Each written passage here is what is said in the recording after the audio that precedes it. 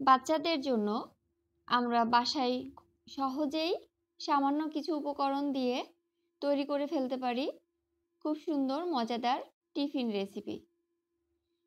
তো আমি আজকে একদম সহজে কয়েকটা উপকরণ দিয়ে মাত্র খুব সুন্দর একটা স্ন্যাক্স তৈরি করেছি।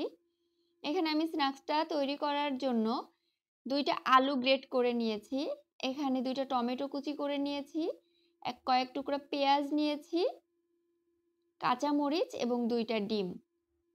তো এখন আমি প্রথমে আলুটাকে, আমার গ্রেট করা আলুটাকে আমি এখানে ভেজে নিব। আগে আলুটাকে হালকা ভেজে নিব যেন আলুটা সুন্দর সিদ্ধ হয় এই জন্য। তো আমি এই প্যানে সামান্য পরিমাণে তেল দিয়ে দিয়েছি। এখন আমি এই গ্রেট করা আলুটাকে এই তেলের ভিতরে সামান্য একটু লবণ দিয়ে আমি আগে থেকে এটাকে ভেজে নিব। এরকম ভিন্ন ধরনের স্ন্যাক্স আইটেমগুলো বাচ্চারা খেতে খুবই পছন্দ করে এবং তারা খুবই খুশি হয় দেখলে। তো এই যে আমি আলুটাকে এখানে ভেজে নিচ্ছি। আলুটাকে আমি খুব বেশি পোড়া পোড়া করে ভাজবো না, সিদ্ধ হওয়া পর্যন্ত আমি ভেজে নিব। তো এই যে আলুটা আমার ভাজা কিন্তু হয়ে গেছে। তো আলুটাকে আমি এখন প্যান থেকে উঠিয়ে নিব। আমি একটা বাটিতে আলুটাকে উঠিয়ে নিচ্ছি।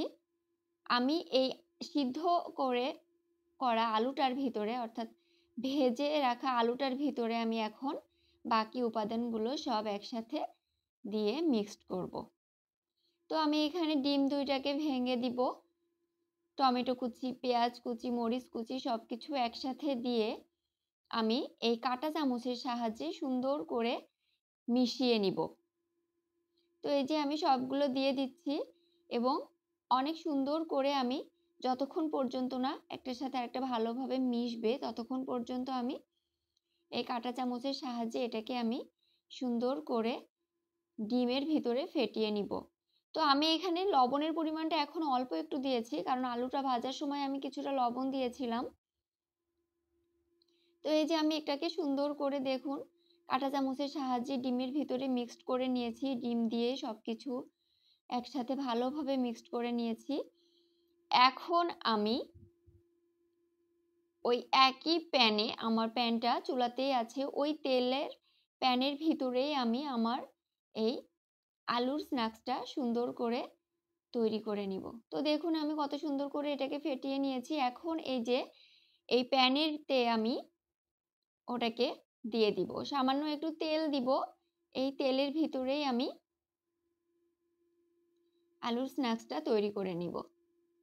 তো এইভাবে বাচ্চাদেরকে বাসায় তৈরি করে দিবেন, ওরা খেতে অনেক পছন্দ করবে এবং এটা স্বাস্থ্যসম্মতও হয়। দেখা যাচ্ছে টিফিনে, স্কুলে বাইরে থেকে খাবার কিনে দিলে সেটা তো স্বাস্থ্যসম্মত না। তো যার কারণে বাসায় এভাবে তৈরি করে দিলে ওরা খুবই পছন্দ করে।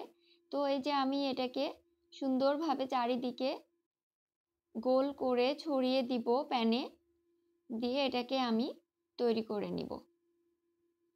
তো আমার রেসিপিগুলা যদি ভালো লেগে থাকে অবশ্যই আমার ভিডিওতে লাইক দিবেন এবং আমার চ্যানেলটিকে সাবস্ক্রাইব করবেন, যেন আমি পরবর্তীতে এরকম সুন্দর সুন্দর ভিডিও দিলে আপনাদের কাছে দ্রুত নোটিফিকেশন চলে যায় এবং আপনারা আমাকে সাপোর্ট করবেন। তো এই যে আমার তৈরি হয়ে গেছে, দেখুন কত সুন্দরভাবে আমি আলুর স্ন্যাক্সটা তৈরি করেছি। আপনারা বাসায় ট্রাই করবেন এবং বাচ্চাদেরকে দিবেন। আল্লাহ হাফেজ।